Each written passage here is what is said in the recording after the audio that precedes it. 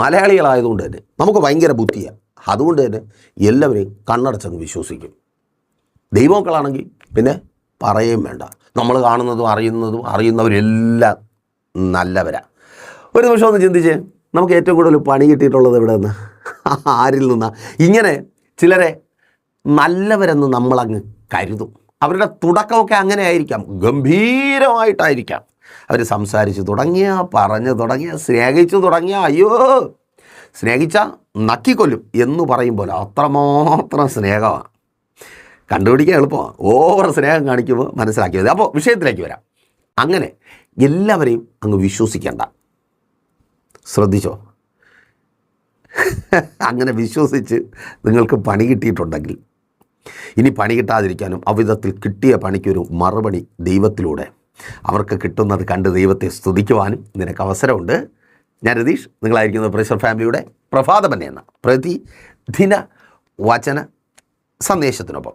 അപ്പോൾ ഈ പറഞ്ഞ കാര്യം വ്യക്തമായിട്ടൊന്ന് മനസ്സിലാക്കാൻ വിശുദ്ധ വേദപുസ്തകത്തിൽ നിന്ന് 2 വാക്യം നിങ്ങളുടെ ശ്രദ്ധയ്ക്കാൻ ഞാൻ വായിക്കട്ടെ. ശമൂവേൽ പ്രവാചകൻ്റെ 2-ാമത്തെ പുസ്തകം 9-ാം അധ്യായം 2-3 വാക്യങ്ങൾ. എന്നാൽ ശൗലിൻ്റെ ഗൃഹത്തിൽ സീബ എന്നു പേരുള്ള ഒരു ഭൃത്യനുണ്ടായിരുന്നു. അവനെ ദാവീദിൻ്റെ അടുക്കൽ വിളിച്ചു വരുത്തി രാജാവ് അവനോട്, നീ സീബായോ എന്ന് ചോദിച്ചു. അടിയനെന്ന് അവൻ പറഞ്ഞു. ഞാൻ ദൈവത്തിൻ്റെ ദയ കാണിക്കേണ്ടത് ശൗലിൻ്റെ കുടുംബത്തിന് ആരെങ്കിലും ഉണ്ടോ എന്ന് രാജാവ് ചോദിച്ചതിന് 2 കാലും മുടന്തനായിട്ട് യോനാഥാൻ്റെ ഒരു മകനുണ്ട് എന്ന് സീബ രാജാവിനോട് പറഞ്ഞു. നോക്കൂ, ഇവിടെ കേന്ദ്ര കഥാപാത്രം മൊബി ബഷീത്ത് എന്ന് പറയുന്ന യോനാഥാൻ്റെ മകനാണ്. യോനാഥാൻ ആരെന്ന് അറിയാമല്ലോ, ശൗലിൻ്റെ മകൻ, അതായത് ദാവീദിൻ്റെ പ്രാണസ്നേഹിതനാണ് ഈ യോനാഥാൻ. അപ്പോൾ പടകടുത്ത സമയത്ത്, യുദ്ധസമയത്ത് ശൗല് മരണപ്പെട്ടു. ആ സമയത്ത് ശൗല് രാജാവും യോനാഥാൻ പടനായകനുമാണ്. പടനായകനും മരിച്ചു. അപ്പോൾ ഇവർ രണ്ടുപേരും മരിച്ചുപോയി. തുടർന്ന് സംഭവിക്കാൻ പോകുന്നത്, അന്നത്തെ കാലത്ത് കൊള്ളയാണ് സംഭവിക്കാൻ പോകുന്നത്. ജയിച്ചവർ തോറ്റവരെ കൊള്ളയിടും. അപ്പോൾ കൊട്ടാരത്തിൽ വരും, അന്തഃപുരത്തിലുള്ളവരെയൊക്കെ പിടിച്ചുകൊണ്ട് പോകും, കൊല്ലാൻ പറ്റുന്നവരെല്ലാം കൊല്ലും, സമ്പത്തെല്ലാം അടിച്ചു മാറ്റും. അതാണ് സംഭവിക്കുന്നത്. അപ്പോൾ ഇത് അറിഞ്ഞുകൊണ്ട് ഈ യോനാഥാൻ്റെ വീട്ടിൽ വേലയ്ക്ക് നിൽക്കുന്ന ഒരു പ്രായമായ സ്ത്രീ, ഡിസ്റ്റൻ്റ് റിലേറ്റീവ് ആയിരിക്കാം, ആ സ്ത്രീ യോനാഥാൻ്റെ 5 വയസ്സ് പ്രായമുള്ള മൊബി ബഷീത്ത് എന്ന് പറയുന്ന മകനെയും എടുത്തുകൊണ്ട് ഓട്ടം. അവരോടുന്ന ഓട്ടത്തിൽ ഈ കുഞ്ഞ് കയ്യിൽ നിന്ന് താഴെ വീണു. 5 വയസ്സുള്ള കുഞ്ഞാണ്. ചിലപ്പോൾ വല്ല കുഴിയിലോ കല്ലുള്ള സ്ഥലത്തോ എവിടെയെങ്കിലും ആയിരിക്കാം വീണത്. ശമൂവേൽ പ്രവാചകൻ്റെ 2-ാമത്തെ പുസ്തകം 4-ാം അധ്യായം 4-ാമത്തെ വാക്യത്തിലാണ്.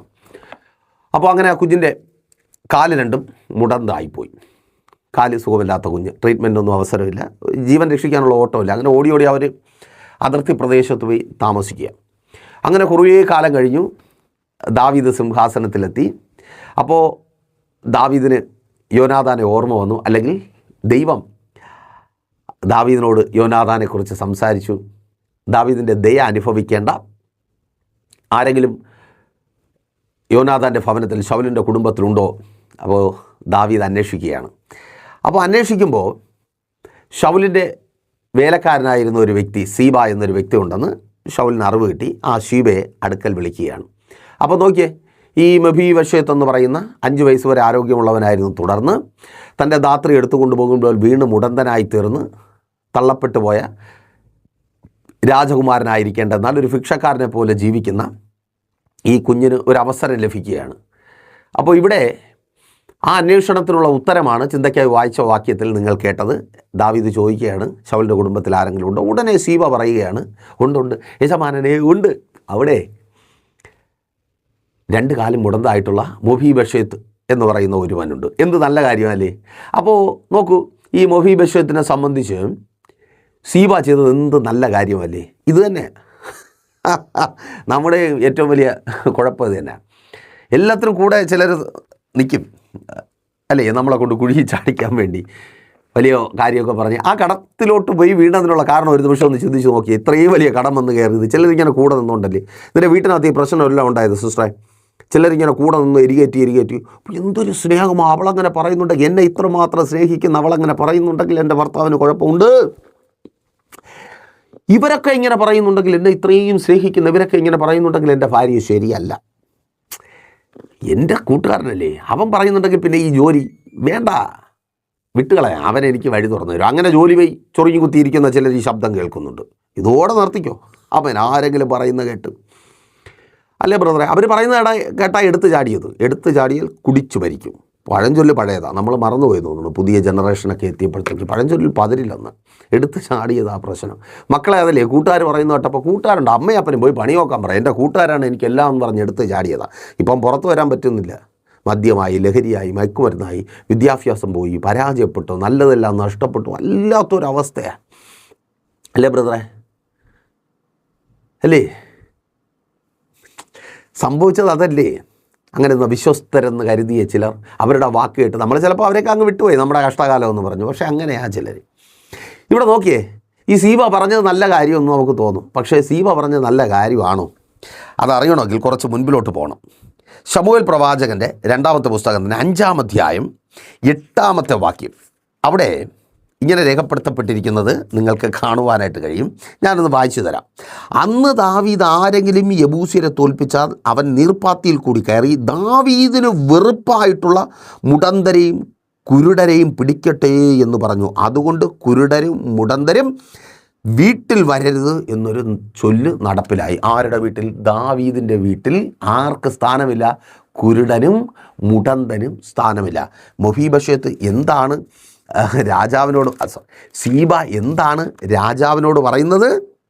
ഞാൻ ദൈവത്തിൻ്റെ ദയ കാണിക്കേണ്ടതിന് ശൗലിൻ്റെ കുടുംബത്തിൽ ആരെങ്കിലും ഉണ്ടോ എന്ന് രാജാവ് ചോദിച്ചതിന് 2 കാലും മുടന്തനായിട്ട് യോനാഥാൻ്റെ മകൻ. 2 കാലും എന്ന് പറഞ്ഞാൽ അവൻ മുടന്തനാണ്. രാജാവേ, ഞാൻ പറയാനുള്ളത് പറഞ്ഞു, പക്ഷേ അവൻ നിൻ്റെ കുടുംബത്തിൽ കയറ്റാൻ കൊള്ളാവുന്നവനല്ല. പലരും നമ്മളെ സഹായിക്കുന്നത് ഇങ്ങനെയാണ്. സഹായിക്കും, പറയും ഇല്ലേ, നമ്മളെ സഹായിക്കാനൊക്കെ വലിയ വായിൽ നമുക്ക് വേണ്ടിയൊക്കെ പലതും പറയും. പക്ഷേ അതിനിടയ്ക്ക് കൂടെ നമുക്കിട്ടുള്ളൊരു പണിയും കൂടെ വയ്ക്കും. നമുക്ക് ജോലി തരുന്നതിനെക്കുറിച്ചൊക്കെ പറയും, പക്ഷേ കൂടെ പറയും കുറച്ച് ദിവസമൊക്കെ അവൻ നല്ലപോലെ ജോലി ചെയ്യും. അത് കഴിയുമ്പോൾ പക്ഷേ ഇവിടെ നന്നായിട്ട് തന്നെ ജോലി ചെയ്യുമെന്നു. ആമേൻ. പഠിച്ചുകൊണ്ടിരുന്നപ്പോൾ ആ പെണ്ണ് കുഴപ്പമായിരുന്നു. ഇനി കല്യാണം കഴിഞ്ഞാൽ അവൾ നന്നായിട്ട് ജീവിച്ചോളും. ഏത്? ഓ, എന്തൊരു ദയ. മക്കളെക്കുറിച്ച് പറയുന്നേ അല്പസ്വല്പമൊക്കെ കുഴപ്പമുണ്ടെന്നേ, കുഴപ്പമില്ലാത്ത ആരാ ഉള്ളത്? അതൊക്കെ അങ്ങ് ശരിയായിക്കോളൂ. ഇങ്ങനെയൊക്കെ പറയുന്ന നേരിട്ട് പറയത്തില്ല. ശത്രുക്കളെക്കാൾ കുഴപ്പക്കാരാ, നമ്മളവരെ അങ്ങ് വിശ്വസിച്ചു പോകും. അങ്ങനെയുള്ളവരാ. അവൻ സീബ അങ്ങനെയുള്ള ഒരാളാ. ഞാനതാ പറഞ്ഞു, സത്യം പറഞ്ഞു. നാളെ വേണമെങ്കിൽ കാണുമ്പോൾ പറയാമല്ലേ, മഫീഷോബത്തെ നിന്നെക്കുറിച്ച് രാജാവ് അന്വേഷിച്ചപ്പോൾ ഞാൻ പറഞ്ഞടാ, നീ ഒരു നല്ലവനാണ്, തങ്കപ്പെട്ടവനാണ്, നീ ഇവിടെ ഉണ്ടെന്ന് പറഞ്ഞു. പക്ഷേ രാജാവ് ആ ദുഷ്ടന് ഇഷ്ടമില്ല. അവന് കുരുടന്മാരെയും മുടന്തന്മാരെയും ഇഷ്ടമില്ല. അതിന് കാരണം അറിയാമല്ലോ. ഈ 5-ാം അധ്യായം തന്നെ അതിൻ്റെ 6-7 വാക്യങ്ങളൊക്കെ വായിക്കുമ്പോൾ രാജാവും അവൻ്റെ ആളുകൾ യെരൂശലേമിലേക്ക് ആ ദേശത്തെ നിവാസികളായ യെബൂസ്യരുടെ നേരെ പുറപ്പെട്ട് ദാവീദിന് അവിടെ കടപ്പാൻ കഴിയുകയില്ല എന്ന് വെച്ച് അവർ ദാവീദിനോട് നീ ഇവിടെ കടക്കയില്ല, നിന്നെ തടുപ്പാൻ കുരുടരും മുടന്തരും മതി എന്ന് പറഞ്ഞു. എന്നിട്ട് ദാവീദ് സിയോൻ കോട്ട പിടിച്ചു. സിയോൻ കോട്ട പിടിക്കുന്ന സമയത്ത് കുരുടന്മാരും മുടന്തന്മാരും ഒക്കെ ദാവീദിൻ്റെ നേരെ വന്നു. എന്ന് പറഞ്ഞാൽ ദാവീദിന് അത്രയും വില കുറച്ച് കണ്ടു കുരുടന്മാരെ യുദ്ധത്തിന് ഇറക്കിയിട്ട്. ദാവീദ് ആരാ? ഗോലിയാത്തിനെ തകർത്തവനാ. ഇൻസൾട്ട് ചെയ്ത് അപമാനിച്ച് അവിധത്തിൽ അപമാനിക്കപ്പെട്ട ചിലർ ഈ ശബ്ദം കേൾക്കുന്നുണ്ട്. നീ അപമാനിക്കപ്പെട്ട സ്ഥാനത്ത് എൻ്റെ ദൈവം നിന്നെ മാനിക്കുവാൻ പോകുക. ആമേൻ. അപ്പം നോക്കിയേ, സീബയ്ക്ക് ചെയ്യാൻ പറ്റുന്നത് ചെയ്തു എന്ന് വെച്ച് ദൈവം മിണ്ടാതിരുന്നു. ചിലർ നിന്നെ ഇങ്ങനെ കൂടെ നിന്നിട്ട് പിന്നിലൂടെ നിനക്ക് കുത്തുന്നുണ്ട്. അത് നിൻ്റെ ജീവിതം തകർന്നു പോകുവാൻ ഇടയാകുന്ന പണിയായി വരുവാൻ എൻ്റെ ദൈവം അനുവദിക്കത്തില്ല. കൂടെ നിന്ന് നിൻ്റെ തലമുറകളുടെ ഭാവി തകരുവാൻ, അവരുടെ വിദ്യാഭ്യാസത്തെ തകർക്കുവാൻ, അവരുടെ വിവാഹത്തെ മുടക്കുവാൻ, അവരുടെ ഭവനത്തിനൊക്കെ ഒതുക്കി കൂട്ടുവാൻ ശത്രു ഒരുക്കുന്ന പദ്ധതികളെ എൻ്റെ ദൈവം തകർക്കുവാൻ പോകും. ഓ താങ്ക് യു ലോർഡ്, യേശുവിൻ നാമത്തിൽ. ഓ റീഖബല ഷഗന്. കൂടെ നിന്ന് നിനക്കവിടെ ജോലി കിട്ടരുതെന്ന് എല്ലാത്തിനും ഓടി നടക്കുന്നതൊക്കെ അവർ തന്നെ. പക്ഷേ ലക്ഷ്യം ഒന്നേ ഉള്ളൂ, നീ അവിടെ തുടരരുത്, നിനക്കവിടെ ജോലി കിട്ടരുത്. എന്തൊക്കെയാണ് പിന്നിലുള്ളതെന്ന് നിങ്ങൾ സ്വയം ചോദിച്ചു നോക്കിയാൽ മതി. അപ്പം നോക്കൂ, ഇവിടെ നിങ്ങളൊരു പക്ഷേ ചിന്തിക്കും അങ്ങനെ സീബ എന്തിനാ ചെയ്തത്? നോക്കൂ, ദാവീദ് ദൈവത്താൽ മോബിഷബേത്തിന് വേണ്ടി എഴുന്നേറ്റവനാണ്. അപ്പോൾ പഴയ കാര്യങ്ങളൊന്നും ദാവീദിന് ഓർക്കാൻ പറ്റത്തില്ല, കാരണം ഇത് ദൈവത്തിൻ്റെ തീരുമാനമാണ്. പഴയതൊന്നും നിങ്ങൾ ചിന്തിക്കണ്ട. മോബിഷബത്തിന് ഒരു ചെറിയ മകനുണ്ടായിരുന്നു, അവന് മീഖാ എന്ന് പേർ.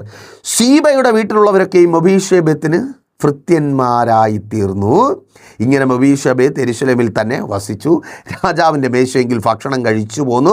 അവന് കാല് രണ്ടും മുടന്തായിരുന്നു. നിങ്ങളിനി ശ്രദ്ധിക്കണമേ, ഈ യുദ്ധം കഴിയുന്ന സമയത്ത് തോറ്റ രാജ്യത്തുള്ളതെല്ലാം ജയിച്ച രാജ്യക്കാർ വന്ന് അപഹരിക്കും. അപ്പോൾ കുറേയൊക്കെ പോവും, നഷ്ടപ്പെട്ടു പോവും. അതൊക്കെ അവരുടെ ആശ്രിതന്മാരും ഒക്കെ പറ്റിച്ചെടുക്കും. സീബ ശൗലിൻ്റെ വീട്ടിലെ ജോലിക്കാരനായിരുന്നു. അപ്പോൾ ശൗലിന് എവിടെയൊക്കെയാണ് രാജാവാണ് സ്വർണം വച്ചിരിക്കുന്നത്, തോട്ടങ്ങളുള്ളത്, വസ്തുവകകളുള്ളത്, കൊട്ടാരങ്ങളുള്ളത് എല്ലാം അറിയാമെന്നുള്ള ആർക്കാ? സീബയ്ക്ക. അപ്പോൾ സീബയും കുറേ അപഹരിച്ചു. പലരും നിങ്ങൾക്കിട്ട് പണി തരുന്നത് അതിനൊപ്പം നിന്ന് പലതും ഒപ്പിച്ചെടുക്കാമെന്ന. ബ്രദറെ, നിൻ്റെ കുടുംബജീവിതത്തിനകത്ത് കളിക്കുന്നവരുടെ ലക്ഷ്യം വേറെ, അത് തിരിച്ചറിയുക. പ്രിയമാതാവേ, പിതാവേ, നിങ്ങളുടെ മക്കൾക്ക് വിരോധമായി നിൽക്കുന്നവരുടെ ലക്ഷ്യം വേറെയാണ്. സ്തോത്രം. ഇനി വ്യക്തമായിട്ട് ഞാൻ പറഞ്ഞു തരേണ്ട ആവശ്യമുണ്ടോ? നിങ്ങൾക്ക് മനസ്സിലായതിനായി ഞാൻ ദൈവത്തെ സ്തുതിക്കുന്നു. ബുദ്ധിയുണ്ടല്ലോ നമുക്ക്, അതാണ് കുഴപ്പവും. ആമേൻ. ദൈവത്തിൻ്റെ ബുദ്ധിയിൽ ആശ്രയിക്കുന്നേ, ദൃഷ്ടി വെച്ച് ആലോചന പറഞ്ഞ് ഉപദേശിച്ച് വഴി നടത്തും. അപ്പോൾ നോക്കിയേ, പുള്ളിയെല്ലാം കയ്യേറ്റം ചെയ്ത് വച്ചിരുന്നത് കൊണ്ടാണ് പുള്ളി പറഞ്ഞത് അവൻ മുടന്തനാണ്, അവൻ ഇനി ഉള്ളത് ഒരുത്തനേ ഉള്ളൂ, അവൻ മുടന്തനാണ് എന്ന് പറഞ്ഞാൽ തൻ്റെ കയ്യിലുള്ളത് സുരക്ഷിതമാക്കി വയ്ക്കുവാനുള്ള ഒരു പദ്ധതി, മാസ്റ്റർ പ്ലാൻ. പക്ഷേ ദൈവം അത് പൊളിച്ചു. ചിലരുടെ മാസ്റ്റർ പ്ലാനിനെ ദൈവം പൊളിച്ച് നിന്നെ ചില സ്ഥാനങ്ങളിലേക്ക് എൻ്റെ ദൈവം കൊണ്ടുവന്ന് എത്തിക്കുവാൻ പോകുക. യെസ്, വിശ്വാസത്തോടെ പ്രാർത്ഥിച്ചു തുടങ്ങ്. ആ ചില സ്ഥാനങ്ങൾ നീ ആഗ്രഹിച്ച് പ്രാർത്ഥിച്ചായിരിക്കുന്ന ചിലത് എൻ്റെ ദൈവം നിൻ്റെ ജീവിതത്തിൽ നിന്നെ മാനിക്കുവാൻ പോകുക. റെഡിയാണോ? അപ്പോൾ നിങ്ങൾ ചോദിക്കും, പാസ്റ്റർ ഇതെങ്ങനെ? പ്രാർത്ഥനയിലൂടെ, ഉപവാസത്തിലൂടെ നിങ്ങൾക്കും അവസരമുണ്ട്. ചില മനുഷ്യരുടെ കുൽസിത ബുദ്ധി കൊണ്ട് നഷ്ടപ്പെട്ടു പോയതും പ്രശ്നങ്ങളായി വന്നതും ഒക്കെ അനുഗ്രഹമാക്കി മാറ്റുവാൻ, നിങ്ങളുടെ വിഷയത്തിന് വേണ്ടി ഉപവസിക്കുവാൻ, ഉപവാസം ക്രമീകരിക്കുവാൻ കോൺടാക്ട് ചെയ്തോ. നിങ്ങൾ ലോകത്തിൻ്റെ ഏത് ഭാഗത്താണെങ്കിലും അതിനുള്ള അവസരമുണ്ട്. ഞാൻ കൂടുതൽ വിവരങ്ങൾ അറിയിക്കാം. പ്രാർത്ഥന വിഷയങ്ങൾ അറിയിക്കുന്ന കാര്യം മറക്കണ്ട. എല്ലാ ദിവസങ്ങളിലും പ്രൈസർ ഫാമിലിയുടെ വചന സന്ദേശത്തിനും മധ്യസ്ഥ പ്രാർത്ഥനയ്ക്കും ഒപ്പമായിരിക്കുവാൻ നിങ്ങൾക്ക് അവസരമുണ്ട്. പ്രൈസർ ഫാമിലി ഗ്ലോബൽ നമ്മുടെ യൂട്യൂബ് ചാനലിലൂടെയും ഫേസ്ബുക്ക് പേജിലൂടെയും വെള്ളിയാഴ്ചയും ഞായറാഴ്ചയും സഭയുടെ മീറ്റിങ്ങുകളുണ്ട്. വെള്ളിയാഴ്ച രാവിലെ 11:30 മണി മുതൽ ഉപവാസം ഓൺലൈൻ മധ്യസ്ഥ പ്രാർത്ഥന ലൈവായി ഞങ്ങൾ നിങ്ങൾക്ക് വേണ്ടി പ്രാർത്ഥിക്കും. നിങ്ങൾ ലോകത്തിൻ്റെ ഏത് ഭാഗത്തായിരുന്നാലും നിങ്ങൾക്ക് യൂട്യൂബിലും വാട്സപ്പിലും കമൻറ്റ് ചെയ്യുവാനായിട്ട് കഴിയും. ഞങ്ങൾ നിങ്ങൾക്ക് വേണ്ടി പ്രാർത്ഥിക്കും. ഞായറാഴ്ച രാവിലെ 10 മണി മുതൽ സഭാരാധന തിരുവനന്തപുരം ജില്ലയിൽ വെള്ളയാണി കാർഷിക കോളേജിന് സമീപം Kakkamulla Chamavila praise church family worship സെൻറ്ററിൽ വെച്ച് പ്രാർത്ഥനയോടെ കടന്നു പോവാ, വിടുതലോടെ മടങ്ങാം. കണ്ണടച്ചോ. വിശ്വസ്ത കർത്താവെ നല്ല ദൈവം ഒപ്പമായിരിക്കുന്ന ജനത്തെ അങ്ങയുടെ കരങ്ങളിൽ ഏൽപ്പിക്കുന്നു. അപ്പോൾ ചില ദുഷ്ടമനുഷ്യർ കൂടെ നിന്ന് നല്ലവരെന്ന് നടിച്ച് ഇവരെ ചതിച്ച് ഇവർക്ക് ലഭിക്കേണ്ടത് പലതും ലഭിക്കാതെ സന്തോഷമായി ജീവിക്കുവാൻ അനുവദിക്കാതെ പലതും കവർന്നെടുക്കുവാൻ പദ്ധതികൾ ഒരുക്കുമ്പോൾ അവരുടെ മുമ്പിൽ അവർ കയ്യേറിയതിനെ തിരികെ പ്രാപിക്കുമാറാക്കുന്ന ദൈവത്തിൻ്റെ അത്ഭുത പ്രവൃത്തി വെളിപ്പെടട്ടെ. തൊഴിൽ സംബന്ധമായി വെളിപ്പെട്ട് നിൽക്കുന്ന എല്ലാ പ്രതികൂലങ്ങളും മാറിപ്പോകട്ടെ. കൂടെ നിന്ന് കടക്കാരാക്കി ഇവരുടെ നന്മകളെ അടിച്ചു മാറ്റിയവരിൽ നിന്ന് ആ നന്മകൾ തിരികെ സ്വർഗമങ്ങ് നൽകുമാറാക്കണമേ. ബിസിനസ് മേഖലകൾ അനുഗ്രഹമായി തീരട്ടെ. ബാധ്യതകൾ മാറിപ്പോകട്ടെ. പലിശക്കടങ്ങളിൽ ജപ്തി നടപടികളെ ഞങ്ങൾ ക്യാൻസൽ ചെയ്ത് പ്രാർത്ഥിക്കുന്നു. എല്ലാ രോഗികൾക്കും വേണ്ടി പ്രാർത്ഥിക്കുന്നു. ഇപ്പോൾ സൗഖ്യമാകട്ടെ. രോഗബന്ധനം വഴിയട്ടെ. രോഗാത്മാവ് വിട്ടുമാറട്ടെ. വിട്ടുമാറാതെ വെളിപ്പെട്ട് നിൽക്കുന്ന രോഗങ്ങൾ യേശുവിൻ നാമത്തിൽ സൗഖ്യമാകട്ടെ. തലമുറകൾ, അവരുടെ ഭാവി, അവരുടെ മുൻപോട്ടുള്ള ജീവിതം അനുഗ്രഹമായി തീരട്ടെ. വിദ്യാഭ്യാസ മേഖലകളിലുള്ള തടസ്സങ്ങൾ, വെല്ലുവിളികൾ മാറിപ്പോകട്ടെ. എഡ്യൂക്കേഷൻ ലോണുകൾ പാസ്സാവട്ടെ. മക്കളുടെ പഠനത്തിന് വേണ്ടത് കരങ്ങൾ നൽകി മാനിക്കണമേ. വിവാഹങ്ങളെ മുടക്കുന്നവരുടെ മധ്യത്തിൽ തന്നെ അനുഗ്രഹിക്കപ്പെട്ട വിവാഹങ്ങൾ നടക്കട്ടെ. ഉദരഫലങ്ങൾ ജനിക്കട്ടെ. വിദേശ യാത്രാ സൗകര്യങ്ങൾ ഒരുങ്ങപ്പെടട്ടെ. വിദേശങ്ങളിൽ കൂട്ടിക്കൊണ്ടുപോയി കൂടെ നിർത്തി ചതിക്കുന്നവരുടെ മധ്യത്തിൽ സ്വർഗമങ്ങ് മാനിക്കണമേ കർത്താവേ. അവിടെ വഴി തുറക്കണമേ. ബിസിനസ്സുകൾ ചെയ്യുന്നവരെ അനുഗ്രഹിക്കണമേ. ഭവനങ്ങളില്ലാത്തവർക്ക് ഭവനങ്ങൾ നൽകണമേ. വസ്തുക്കൾ വാങ്ങട്ടെ, വാഹനങ്ങൾ വാങ്ങട്ടെ. ശുശ്രൂഷകന്മാർ അനുഗ്രഹിക്കപ്പെടട്ടെ. ഇതുവരുടെ അത്ഭുതത്തിൻ്റെയും ദൈവപ്രവൃത്തിയുടെ ദിവസമായി തീരട്ടെ. പിതാവിൻ്റെയും പുത്രൻ്റെ പരിശുദ്ധാത്മാവിൻ്റെ നാമത്തിൽ ജനത്തെ അടിയൻ അനുഗ്രഹിച്ചു പ്രാർത്ഥിക്കുന്നു. അനുഗ്രഹമാക്കി പരിപാലിക്കും. പ്രാർത്ഥനയുടെ കൃപയ്ക്കായി സ്തുതിക്കുന്നു. യേശുവിൻ നാമത്തിൽ തന്നെ ആമേൻ. അപ്പോൾ മറക്കാതെ നിങ്ങളുടെ വലിയ അഭിപ്രായങ്ങളും നിർദ്ദേശങ്ങളും ഞങ്ങളെ അറിയിക്കുമല്ലോ. അറിയിക്കുക മാത്രമല്ല, നിങ്ങൾ പ്രൈസർ ഫാമിലിക്കൊപ്പം ചേർന്ന് നിൽക്കുക. നിങ്ങളുടെ പ്രിയപ്പെട്ടവരെ ചേർത്ത് നിർത്തുക. നമുക്ക് പ്രാർത്ഥിക്കാം, ഉപവസിക്കാം. അവരുടെ ആ ദുഷ്ടന്മാരുടെ പദ്ധതികളെ തകർത്ത് മാനിക്കപ്പെടാം. നാളെ ദിവസം വെച്ചാൽ നമ്മളിപ്പോൾ ഒരുമിച്ചായിരുന്നു കേട്ട് അനുഗ്രഹം പ്രാപിച്ച പ്രൈസർ ഫാമിലിയുടെ പ്രഭാതമനെ എന്ന പ്രതിദിന വചന സന്ദേശത്തിനൊപ്പം നമ്മൾ ഒരുമിച്ച് തന്നെ ആയിരിക്കും. അതുവരെയ്ക്കും പ്രിയർ, have a nice day. Praiser family global മിനിസ്ട്രിയുടെ വിശുദ്ധ സഭാരാധന എല്ലാ ഞായറാഴ്ചയും രാവിലെ 10 മണി മുതലും എല്ലാ വെള്ളിയാഴ്ചകളിലും ഉപവാസവും ഓൺലൈൻ മധ്യസ്ഥ പ്രാർത്ഥനയും രാവിലെ 11 മണി മുതലും ഞങ്ങൾ നിങ്ങൾക്കായി ലൈവിൽ പ്രാർത്ഥിക്കുന്നു. നിങ്ങളുടെ പ്രാർത്ഥനാ വിഷയങ്ങൾ കമന്റ് ചെയ്യുക. പ്രൈസർ ഫാമിലി ഗ്ലോബൽ എന്ന നമ്മുടെ യൂട്യൂബ് ചാനലിലൂടെ നിങ്ങൾ ലോകത്തിന്റെ ഏത് ഭാഗത്തായിരുന്നാലും ഞങ്ങൾക്കൊപ്പം ചേർന്ന് പ്രാർത്ഥിക്കുവാനും ആരാധിക്കുവാനും അവസരമുണ്ട്. നേരിട്ട് ആരാധനയിൽ പങ്കെടുക്കുവാനും വിടുതൽ പ്രാപിക്കുവാനും ആഗ്രഹിക്കുന്നവർ ഞായറാഴ്ച രാവിലെ കാർഷിക കോളേജിനടുത്ത് കാക്കാമുല ചാമ്പവിളയിലെ പ്രേഷർ ഫാമിലി വർഷിപ്പ് സെന്ററിലേക്കും നിങ്ങളുടേതായ ഒരു വിഷയത്തിനു വേണ്ടി പ്രാർത്ഥിക്കുവാനും കൗൺസിലിംഗിനുമായി സ്ക്രീനിൽ കാണുന്ന നമ്പറിൽ കോൺടാക്ട് ചെയ്യുക. നിങ്ങൾക്കും ഈ പ്രോഗ്രാം സ്പോൺസർ ചെയ്യുവാനും കർത്താവായ യേശുക്രിസ്തുവിന്റെ സുവിശേഷം അനേകരിലേക്ക് എത്തിക്കുവാനും അവസരമുണ്ട്. പ്രാർത്ഥനയോടെ വിളിക്കുക. ആമേൻ.